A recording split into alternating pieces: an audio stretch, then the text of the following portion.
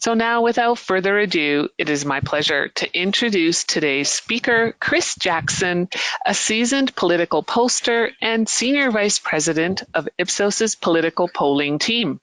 Chris, you have the floor. Great. Thank you, Ellen. Greetings, everyone. Thanks for joining us again for this month's Ipsos Inside Track. We are in the heart of election season. Things are getting, they're getting kind of crazy out there. And we have a lot of new data, public opinion data, and political data to take you through. As always, I encourage folks to submit questions using the Q&A function of this program. I'll endeavor to get to as many questions as possible, and any that we don't address, we'll email you a response at some point in the next couple of days. Additionally, this deck and this recording will be available on our website, ipsos.com, in the next day or two after we conclude it. So today, a couple of things to go through. I wanted to talk a little bit about some of the context that we're seeing in the country. Spend a little time talking about President Trump, spend some more time looking at our latest data on the election, and then again, talk about election forecasting. If you were with us about 2 months ago, I made the distinction between election forecasting and polling. They're not really the same thing. And talk a little bit about what we think is going to happen versus what the data is telling us right now. So the context, first and foremost, there continues to be something of an elephant in the room. The coronavirus pandemic continues to be sort of the main issue facing the country.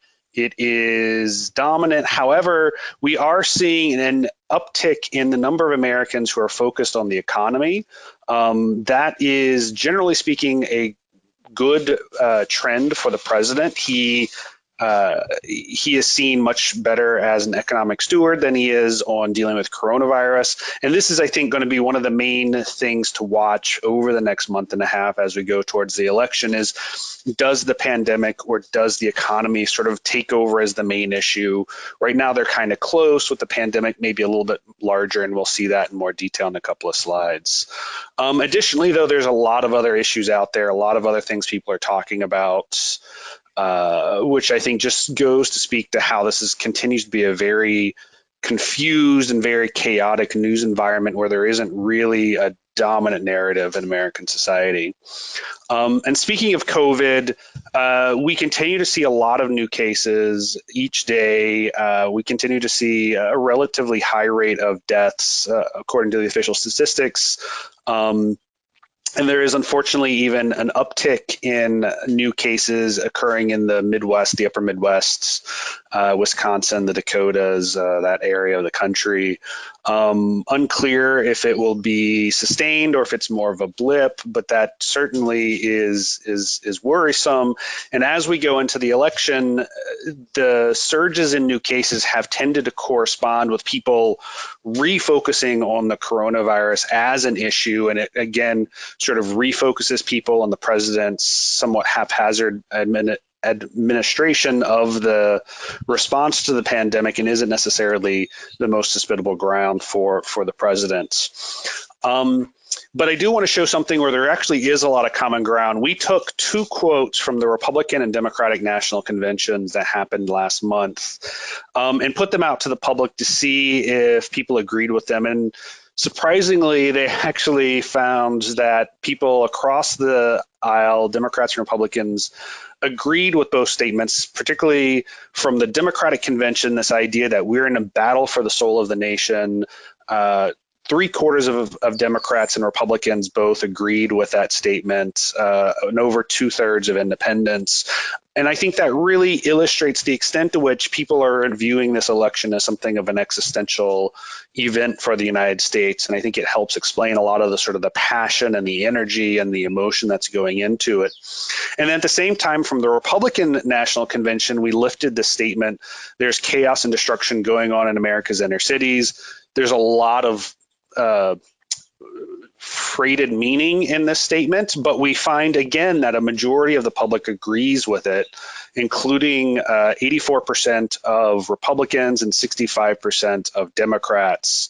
Again, suggesting that even though there is a lot of division in the country, there's some places where Americans are sort of feeling the same feelings, even if their solutions for those are vastly different. So, battle for the soul of the nation, of course, everyone thinks that. Democrats think the solution is, of course, electing Democrats. Republicans think it's electing Republicans. And then the chaos and destruction going on in America's inner cities, which, again, somewhat freighted language. Democrats think that the solution to that is police reform, is better treatment of Black and African Americans, whereas Republicans are much more likely to think that means we should have much more aggressive, vigorous policing, and that, beyond that, there's actually not a lot of additional proposals. And then the other thing I want to really illustrate or really stress is the extent to which that Americans are living in alternate realities. And I think this is the thing that really underlines everything else we see. So that last slide was talking about how people sort of share some commonalities, but those commonalities are actually, I think, maybe not as deep as some of the differences we're seeing. And they're differences that I believe, and that the data suggests, are actually really very much underlined by where we get our information from, where we get our news from. So here's two data points. The first is from our Axios tracking on the coronavirus, where we have asked people if they believe the official death count is correct, if the number is exaggerated, or if the number is an undercount. That is, is the official toll actually, or is the real toll actually much worse than the official toll? And we see huge differences between Democrats and Republicans, and even between Republicans, Democrats, and independents. And those differences are especially pronounced based on where people get their news from. So if you look at Republicans who get their news from Fox News, 64% of them believe the official toll is an exaggeration versus 37% who believe it's exaggerated if they get their news from ABC, CBS, or NBC, the network broadcast news. Among Democrats, there's actually not much difference if people are getting their news from cable or broadcast. And then among independents, you sort of see it played out most clearly, where independents who watch Fox believe it's exaggerated. Independents who watch CNN don't, and independents who get network news are sort of in the middle. And we see the exact same kind of phenomenon happen when we ask about approval of Trump's handling of COVID. Republicans overall, of course, approve of the president's handling, but those who get their news from Fox are much more approving versus those who don't. Independents, same sort of phenomenon. And what I think this illustrates is the extent to which we should not expect events to change the minds of Americans right now, because those events are being filtered through these different sort of media bubbles, these different sort of media environments, and particularly among the president's supporters who primarily get news from Fox, we shouldn't really expect a lot of major events to change their mind, because they're not even seeing the same type of news as everyone else who's sort of getting information from ABC, NBC, CBS, CNN, or MSNBC. It's a alternate reality that people are seeing. And you shouldn't necessarily expect facts or events or truth to sway that. And I think that also helps illustrate the extent to which Trump's approval rating has remained flat over his administration. And then finally, the recent passing of Ruth Bader Ginsburg. This is an event that really has monopolized attention in the last couple of days.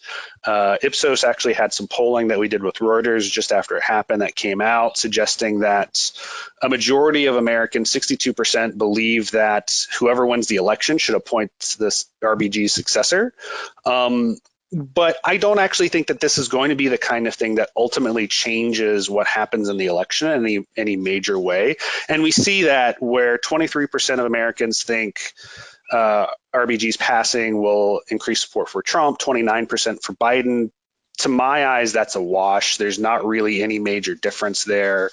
We're just not seeing it really driving a whole lot of difference. So to President Trump, as I mentioned a moment ago, President Trump's approval rating continues to be flat. It has been improving slightly from the summer. If you recall, his approval rating took a dip, particularly during the protests this summer, where it had gotten down to 39, 40%. It has since then sort of reverted back to about 41, 42%, which is basically where he's been through almost his entire administration.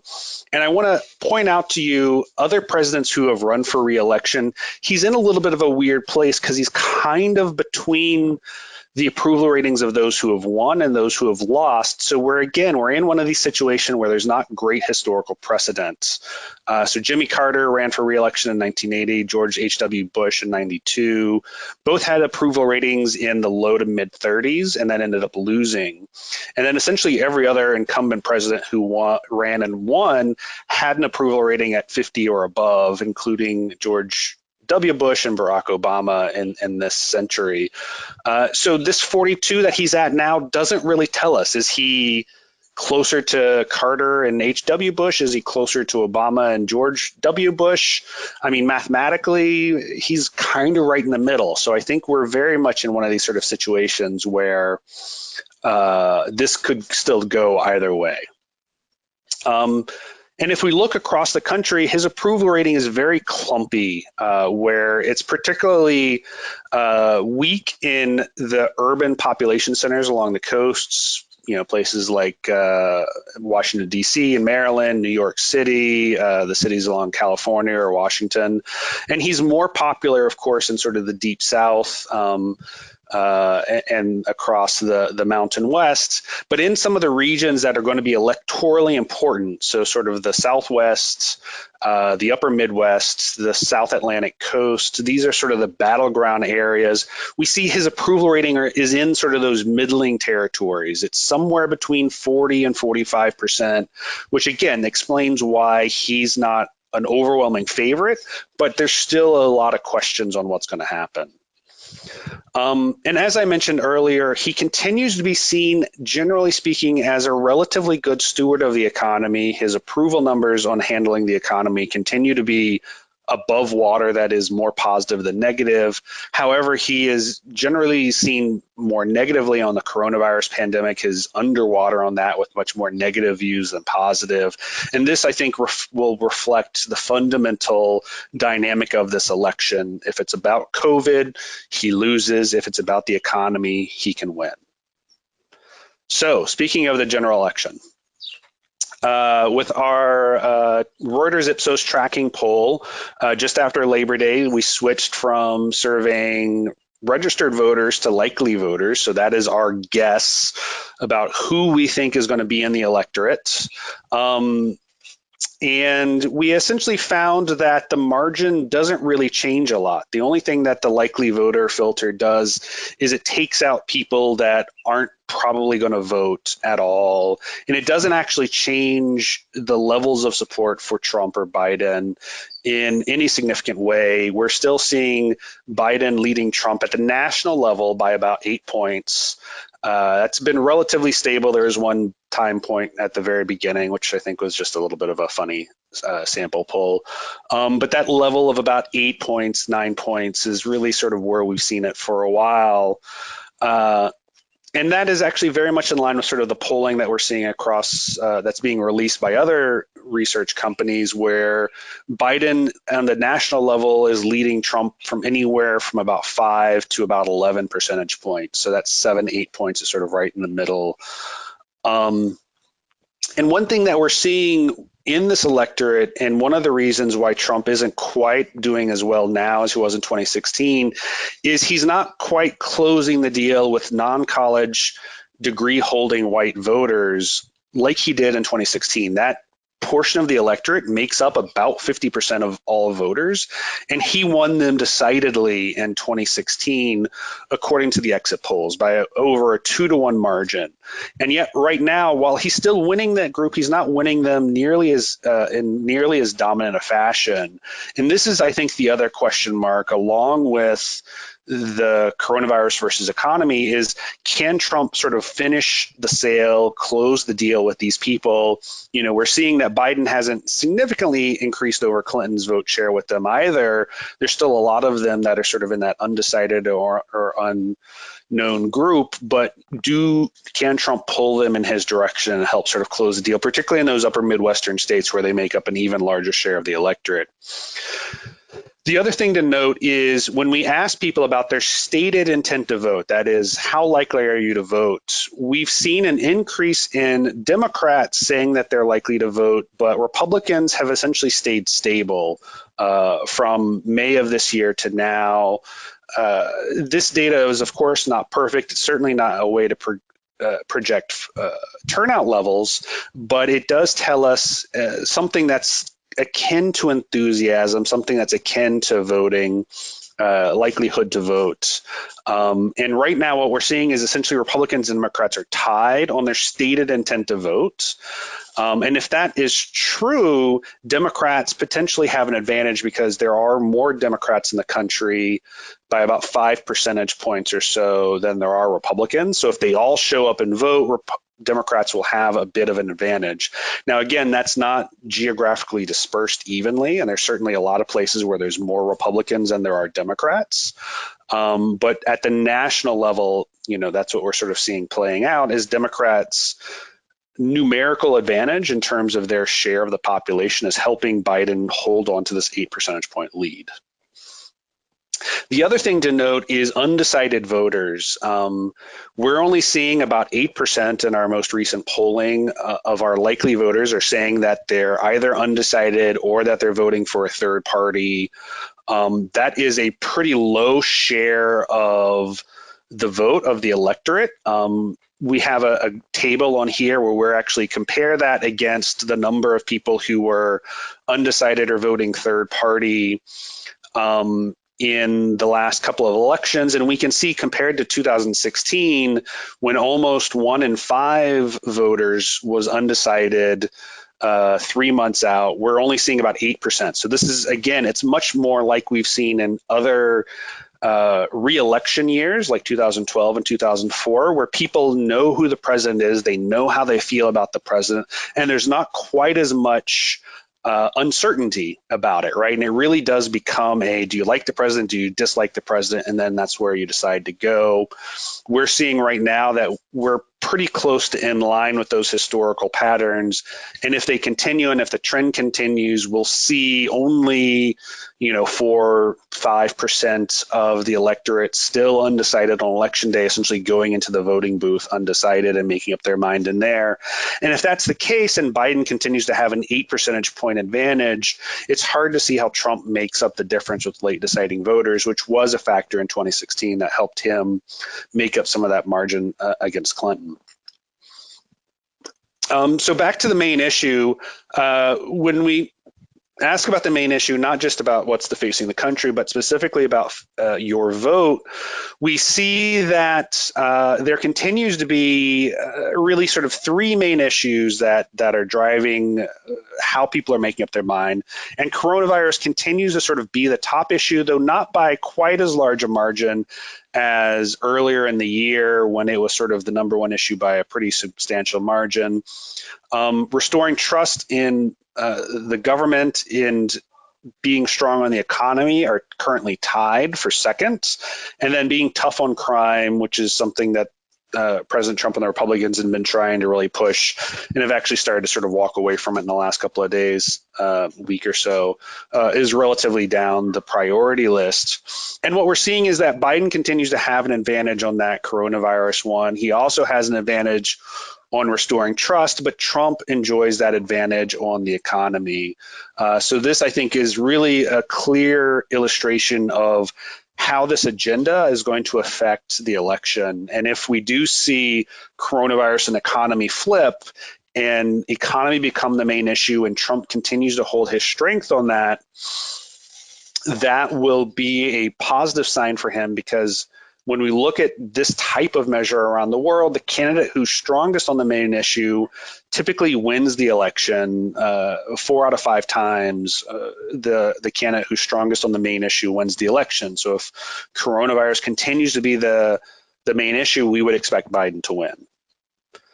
So election forecasting, as I mentioned earlier, election forecasting and polling are not actually the same thing. They oftentimes get it conflated. Folks like our friends at 538 certainly get it a little help confuse things, but polling by its definition, by its nature, is really a backwards looking discipline, right? We are talking to people, we interview people yesterday and the day before and the week before, and then we're looking at what they said then. So we're looking into the past, right? Whereas forecasting is trying to take that information and guess what's going to happen in the future. So they're not the same, there's different disciplines. And what we do here at Ipsos to try to be better at election forecasting is we use a lot of different types of information, a lot of different types of understanding of how to get to forecasts and then look at them in their totality rather than just picking one. So rather than just looking at the polls and saying, well, Biden's leading, so Biden's going to win, we like to look at a lot of different things. And I'll walk you through several of them here.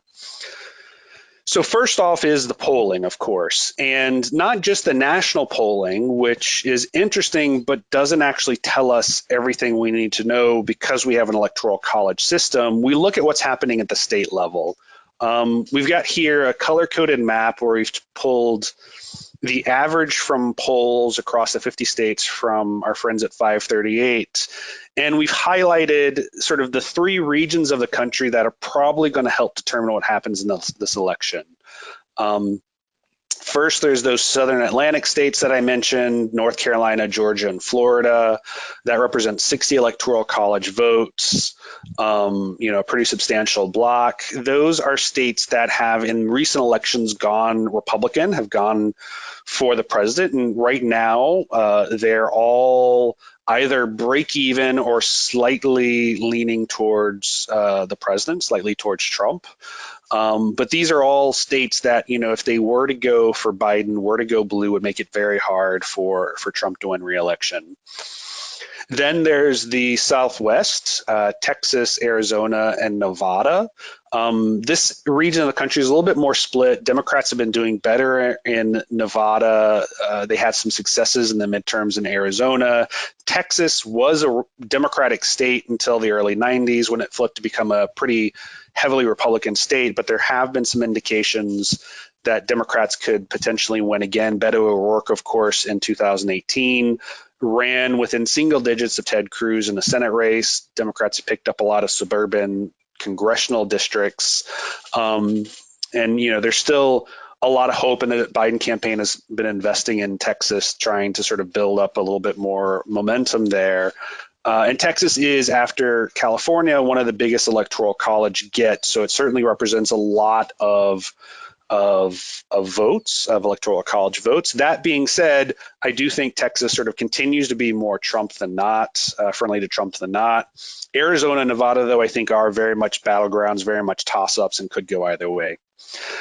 Then finally, there's the Midwest and the upper Midwest. This was Hillary Clinton's blue wall. This is sort of the region of the country she thought she had locked up, and then ended up losing by just the barest margins to President Trump in 2016. And it's what ultimately helped put Trump over the top in his election and that cycle. This year, we're seeing, a lot of numbers coming out of this region that actually look kind of like they did in 2016, with Biden up in these states, but not up by huge margins, up 5, 6, 7 percentage points. It's enough for people to say that Wisconsin, Minnesota, and Michigan are leaning Democratic, but I don't think it's anything close to a sure thing. Pennsylvania is a toss-up. And in fact, our polling that we recently released this week with Reuters, we have Pennsylvania and Wisconsin as pretty close. Pennsylvania we have as a toss-up. Wisconsin we have right at the margin, and Michigan we have as a little bit more friendly to Biden. But this region of the country, I think, is that final battleground. However, we do think Biden is going to do a little bit better here than Hillary Clinton did because he's doing better with white non-college voters. They make up 55 or 60% of the electorate in these states. Losing them by a large margin really doomed Clinton's candidacy. And Biden, because he's a white man, because of his sort of history of connecting with blue collar workers, is doing a little bit better. And if he's able to just keep that margin of loss down, he can hopefully, for the Biden campaign, build up enough advantage with the 10 to 20% of the electorate that are people of color in those states to win outright. But that, I think, is the other dimension that we're really watching in the upper Midwest is what happens there. However, there's another thing that we like to look at, which is the president's approval rating. Ipsos does elections around the world. We use an approach that we call essentially a base rate model, where we just take a simple analysis and we look at what is the president's approval rating. Is the president an incumbent, or is it someone trying to an open seat, basically? And then we just count how many of those elections does the incumbent win or not. And what we can see is that between 40 and 50% approval, there's a huge difference in outcomes. And as you get up to the top of that, you see incumbents much more likely to win. And we see that the president is actually more popular in a lot of these swing states than he is in the nation as a whole, particularly in Florida. In the poll we released yesterday, we saw his approval rating there at 48%. That suggests, according to our base rate model, he has an 86% chance of winning that state, which certainly is much more favorable than what the poll says, which says a toss-up, which is one of the things that cause us a little bit of pause when we look and see, the polls are giving all this advantage to Biden, but Trump's approval rating is good enough that he has chances, that he has, if you were to just take that number in the abstract, you would expect him to win more often than not. So when we take all of these things together, our poll data, our base rate model data, we look at other sort of things like what the main issue is that I mentioned earlier before, what we're seeing is a lot of mixed signals actually right now. So our base rate model with Trump's approval rating of 42, 43% suggests Trump has a narrow advantage. When we look at the states, he's doing a couple of points better in all the states that he would need to get 270 electoral college votes. So again, Trump has an advantage on that. However, when we look at the main problem right now, it's COVID. Biden is stronger on COVID. Biden has an advantage there. And then when we look at our poll data, Biden certainly has an advantage at the national level and continues to have an advantage in the polls in enough states to win. So you take these pictures together, you look at them along with like academic models using things like GDP or other sort of things, and you have a very mixed signal. You have a situation where there's not actually a lot of clear answers. That makes us sort of come down to a place where we think Biden is the slight favorite right now, given where the poll standings are and how stable they've mostly been over the last couple of months. But there is still a lot of potential for things to move, and particularly that main problem issue that I've mentioned a couple of times. If that were to change, right, if the main problem were to go from COVID to the economy, then that advantage would go from Biden to Trump. That would potentially cause us to sort of flip where we think we are, given that we still have 7 weeks or so until the election. There's certainly time for that to happen.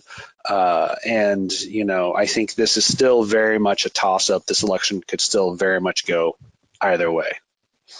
So when we then look at what we think is going to happen, when we sort of, model our odds, as it were, and I want to try to stay away from having numerical odds because I think that sometimes gets misleading. We think right now Trump essentially has sort of a 2 in 5 chance of winning the election.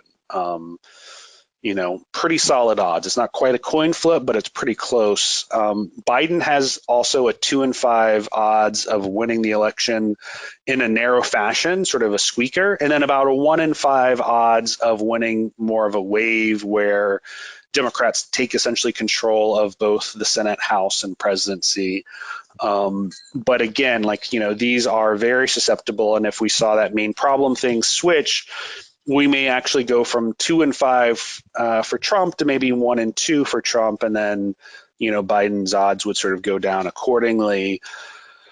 We do think that this election is very close, and the outcome of this election is likely not to be known immediately in the days after. You've probably seen a lot of reports coming out that we don't really know, especially if it's a close election, if it's a narrow Biden or narrow Trump election. We probably won't have all the votes tallied the day after, even a couple of days after the election, leading to some of this uncertainty, some of these potential outcomes, potential questions about the outcome. So all of our research is available on our website, of course. You can visit Ipsos.com, see our work with Reuters for our election, Axios, the work we're doing with ABC or the Washington Post or 538. We also, Cliff Young, who runs public affairs, has a weekly column, comes out every Friday, where he talks about sort of the 4 or 5 statistics that help you understand what's going on right now. And then we're always available to folks if you ever have any questions.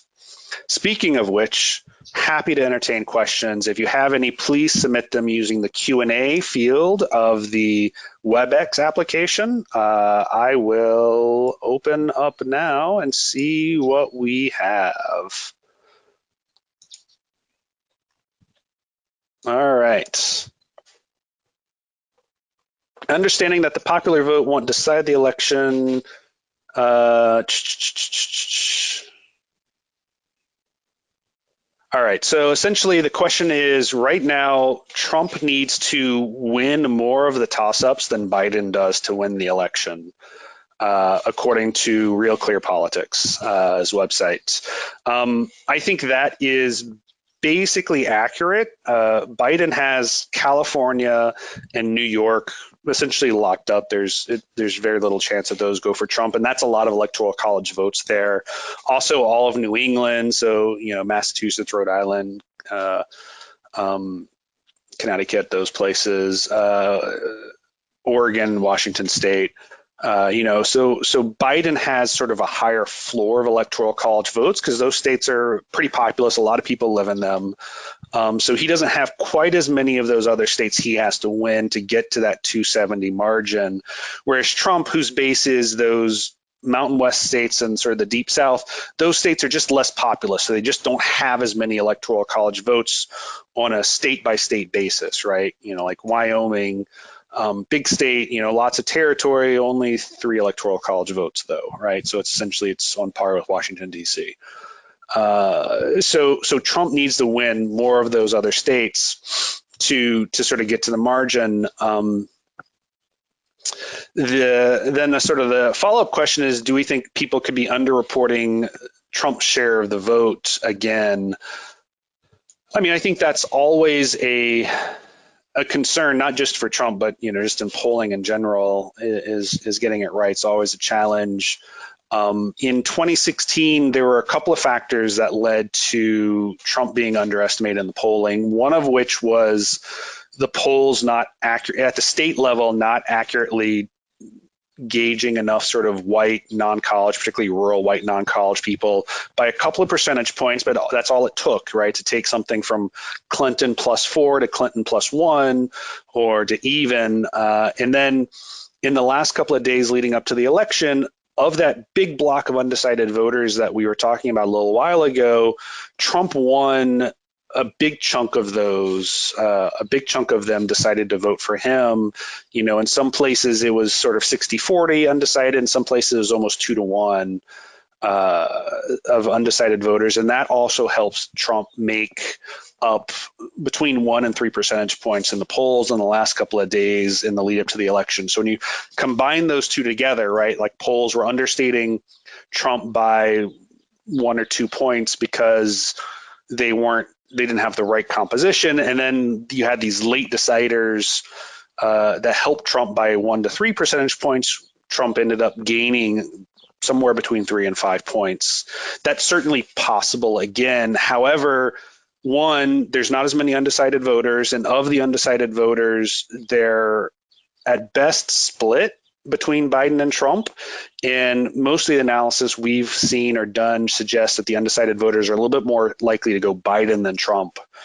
all things equal. So there's not as much ground for Trump to make up among undecided voters. And then two, we've done a lot to try to make sure we have a better composition of our polls to represent the electorate. We make sure that we have educational attainment as a weight factor, and not just educational attainment, but educational attainment nested within race or ethnicity. So it's white college or white non-college, Black Hispanic college, Black Hispanic non-college.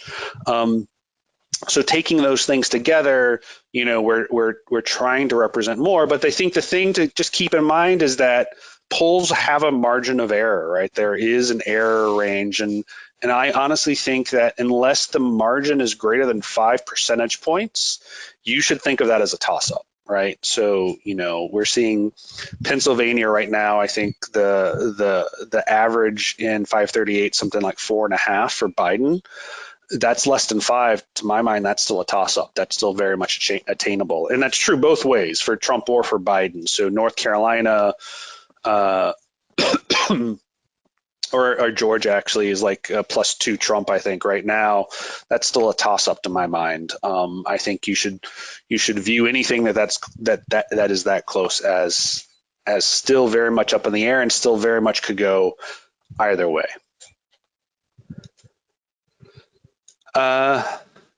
Let's see. Will you be asking anything about the new Trump? Oh, it cut off. I don't know if, here it is. Will you be asking anything new about the Trump not going to concede issue next time? We do have some questions in the field about it. Those questions are very sensitive to how they're asked. And what we do see with questions like that in the past we've done is a majority of Americans respect sort of the democratic process, 60, 65%. Believe there should be a peaceful transition of power, sort of whatever it is that we're asking, sort of support that. But there is a core, somewhere between 20 and 35%, depending again how you ask it, that very much disagrees with that and is essentially willing to sort of support the president in whatever sort of positions he says. And I think that's when it's important to sort of reflect back to the different realities we live within, because people who support the president don't believe that we should put the election results aside because we just don't care about the election results. They believe fundamentally that those results are invalid or illegitimate, and that there has been widespread fraud because this is what they are being told in a day in, day out basis.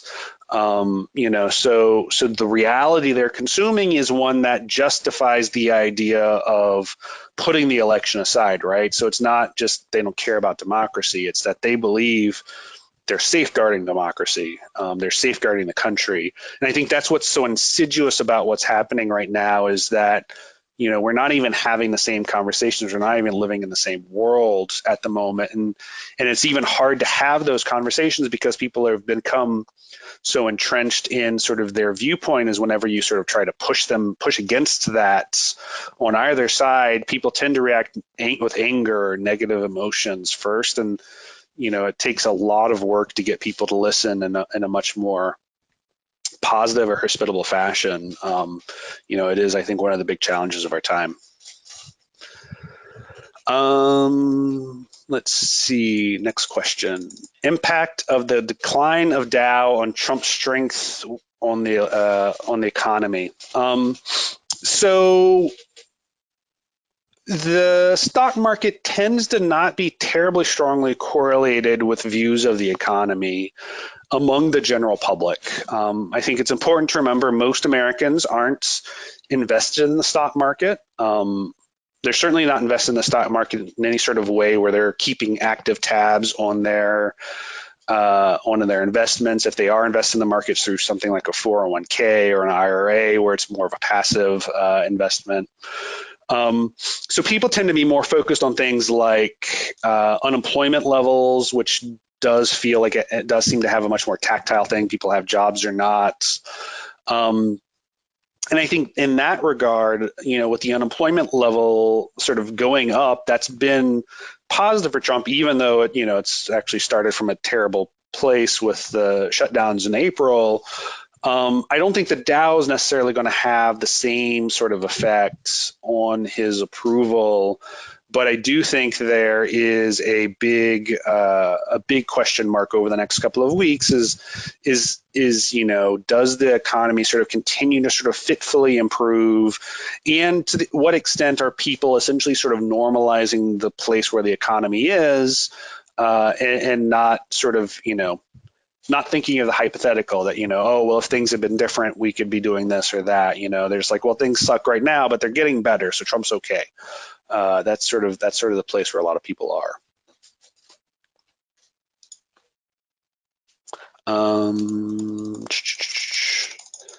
Given the hardened views of a highly divided nation, do you expect the upcoming debates will have any impact at all in voter preference?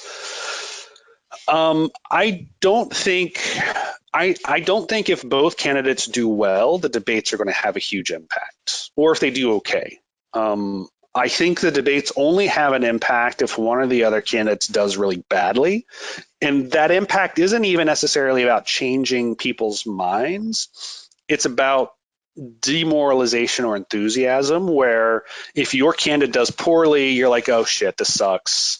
Excuse my language, and I'm just not going to vote. Like, this is just terrible. My person's not very good, is obviously incapable of doing the job, and I'm just not going to show up on election day. I think that's there's a lot more downside risk. I don't think there's a lot of upside risk. I don't think if we were to see, both candidates do fine, okay, decent, we won't see much change. I do think Biden has a little bit more potential risk here, because a lot of Biden's support is essentially not about Biden, but it's really about opposition to Trump. So Biden needs to at least do okay in these debates to sort of help solidify that support behind him. And if he does poorly, if he fumbles, if he seems, to not be competent, you could see a lot of these people who are supporting him because they dislike the president lose some of that enthusiasm, maybe end up staying home. So, I do think Biden needs to have at least a solid performance to keep coalescing his coalition behind him.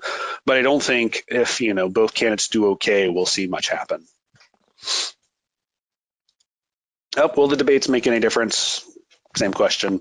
Not really. That being said, there's always an opportunity somebody does something crazy, and that affects things. And I think, again, there's more downside risk than upside risk. What do you see as the most likely tipping point state? I heard lots about the importance of Pennsylvania. I think Pennsylvania is definitely a tipping point state. I do think, though, that the one that's most likely to be that tipping point would be Florida. Florida has a lot of electoral college votes. It is really close right now. It's been close the last couple of elections. And if Trump loses Florida, it's really hard to see him finding a path to 270. So I think that state will be pretty important. I think if Trump is able to take Florida, then after that, it is probably Pennsylvania that becomes that next one, potentially Wisconsin as well, sort of one or the other of those. And I think Trump, as one of the earlier questions sort of mentioned, Trump sort of has to take both of them to win. Biden could theoretically win by taking sort of the Midwest, but still lose Florida. So, I think that does, I think those sort of are some of the states to really keep an eye on, because they're big, they have a lot of electoral college votes, and they're still really close. I saw you labeled Iowa as a toss-up state. What's going on there? Haven't seen Iowa talked about a lot on the news. So Iowa's interesting. Trump won Iowa by a pretty big margin in 2016. However, Democrats did really well in the state in 2018 midterms. They ended up flipping or taking 3 out of the 4 congressional districts. There's a couple of polls that have come out in the last week or two that essentially have it within the low single digits, 2, 3, 4 points. Likewise, some of the polls showing the Senate race there as a toss-up. So this, I think, is one of those states that if this election does end up being more of a wave year, right, that 1 in 5 sort of scenario we talked about, it's a state that could go for Biden. I think if it ends up being close, it probably doesn't. I think it probably stays in the Republican category. But it's not, it's not like Nebraska, which, Trump is not going to lose unless sort of, it's really, really major sort of wave. It is a relatively close state, and it's a state that, Democrats have historically had a pretty active campaign apparatus in. We're sort of seeing that coming to effect, especially with the competitive Senate race sort of helping generate enthusiasm. How often does the state of the race change dramatically 6 weeks before the election? I'm guessing not often. Your guess is pretty much correct. It does not typically change that much. We do see a little bit of movement in polls, particularly around the debates. There's a lot of debate among pollsters about if that movement we see in polls around the debates is real or if it's actually more of an effect of how we're doing the measurement. Because after the debates, more often than not, the numbers sort of settle back down to where they were before. So you don't actually see a lot. Now in 2016, we did see some movement, right? And, especially with former FBI director Comey coming out with his sort of reopening the investigation into Clinton and then saying there was nothing to see there 2 days before the election. We did see a lot of people sort of moving in the last week towards Trump. But there was a lot of undecideds to start with that sort of helped drive that. There's not as many this cycle, so we're not really anticipating quite as much movement. That being said, 2020, if it has taught us anything, it is that crazy things happen. So we're not certainly saying that it's a done deal because crazy things happen. This is a crazy year, and there's certainly I mentioned earlier, I don't think the Ruth Bader Ginsburg thing actually changes the race dramatically. The people who care strongly about that were already in it, right? They already cared strongly about the election.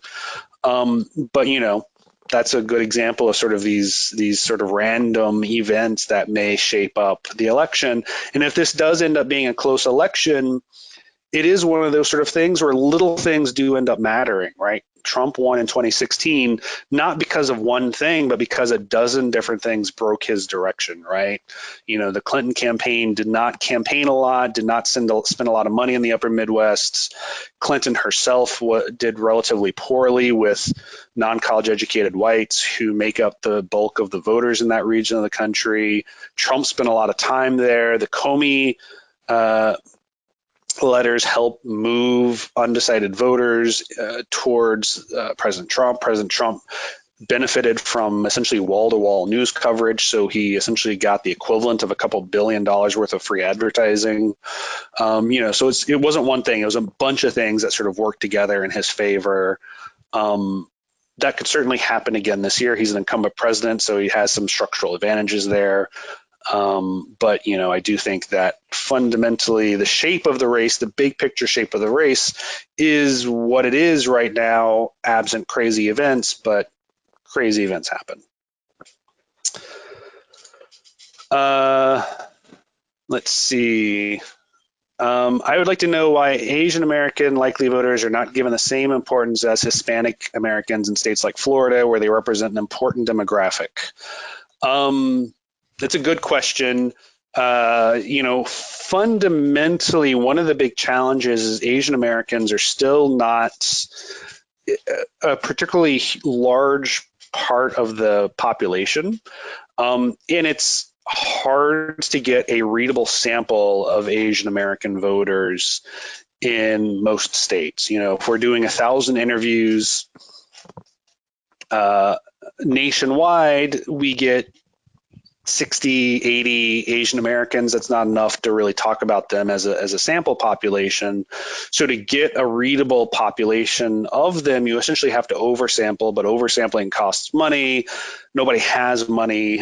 So, it's sort of one of these vicious cycles where you sort of have one going to the other. And the states that do have the largest, Asian American population, like California or Washington tend not to be states people are doing a lot of polling in because, we sort of assume Biden's going to win those anyways. I think that is a good point. And I do think that's one of the sort of the dimensions of this election that is underexplored is, Kamala Harris is South Asian, of South Asian descent as well. And does that help her at all with that population? There's not really any data to talk about that. So, it's a big question mark. It's a big don't know. And I think in places like Florida where, they're a small piece of the overall population, but it's still 4 or 5% of the electorate. 4 or 5% is enough, right? Because it's going to be a tight election. So that is very much a blind spot for research. And it'd be great if we were to get commissioned to do some surveys just on that population, because I think that would be something that would really add to our understanding of what's happening. But good question. As I understand it, millennials were underrepresented in actual voting. If they do participate, will that make a difference in your forecasting? So millennials are now, I think, between the ages of 25 and 38, somewhere right in that range. Young people don't vote as much as older people. That's just sort of a fact of American society. It's been a fact of American society since forever, where, when they lowered the voting age to 18, young people don't vote as high as rates. As young people age, as they sort of get more established in their life, their voting participation rates increase. And, millennials are very much entering that phase of their life, particularly sort of the older half of them that are in their 30s, where they start to sort of really vote at high rates. And the millennial generation as a whole, numerically is, I don't know if they are, but they will be in very short order if they're not already, the largest single generation of the country. And they are certainly more likely to be Democrats than Republicans. So if the millennial generation were to all go out and vote, you would see Democrats pick up pretty substantial vote margins sort of up and down the board, but they haven't quite yet. And I think that's one of those other things that Democrats keep waiting for, is for this generation to sort of come in and start voting. We saw millennials vote at relatively high rates in 2018. They did not in 2016. And this is one of the big question marks, is Joe Biden is not as popular among young Democrats as he is among older Democrats. They're just not as excited about his candidacy. And do Democrats have a way to get them more excited to make sure they show up and vote? Because there's only so much mileage they're going to be able to get out of disliking President Trump. And I think that's one of the big question marks for the Biden campaign is sort of closing that deal. So if Trump has to, convince non-college educated whites who are particularly essentially sort of late middle age, between 50 and 65, that he's still their guy, Biden needs to figure out how to convince, 25 to 40-year-olds that, he's exciting enough and enough of a sort of change agent to sort of help them sort of realize sort of the dreams that they're looking for to get them to show up and vote. Because again, if they voted at the same rates as people over the age of 50 or 55, this Hillary Clinton would have won, basically. And we wouldn't even be having this discussion.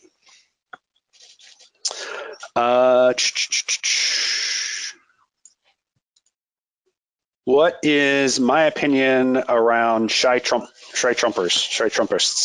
I don't think shy Trumpers is a real thing. I think anyone who has watched Trump supporters recently, they don't seem shy. What I do think, though, is it is very much possible that polls continue to miss important chunks of the electorate, including people who may be Trump voters. Just because it's hard to do good polling, right? Like, we rely on people answering the phone or answering emails to do our research, and increasingly people don't do that, right? They don't answer the phone, they don't answer emails. And if there is, some sort of political belief or political effect that connects to sort of those behaviors of answering the phone or not, that can have an impact on our polling, right? So we could be missing people, and it could just be that they just don't answer the phone or they don't have phones or things like that, right? So it could be a shy Biden effect where we're missing people who don't have access to sort of consistent phone numbers or don't have access to consistent emails, but will show up and vote. So I do think that there is certainly a big question mark about is our sample that we're pulling for our surveys accurately reflecting the underlying population? But that's a bigger question than just this election or President Trump. That is an election. That is a question about public opinion research writ large and consumer research writ large. And we have a lot of approaches that we use to help sort of try to fill in some of those gaps. But that's also why when we do our election forecasting, we try not to just look at one thing where there may be some sort of sample error. Instead, we try to look across a number of different domains, a number of different ways of understanding data. Some of it's survey, some of it's non-survey, to get a clear understanding. And then if all of them agree, then we can be confident. If all of them don't agree, like it is this year, we need to know to be very cautious in sort of what we forecast to happen.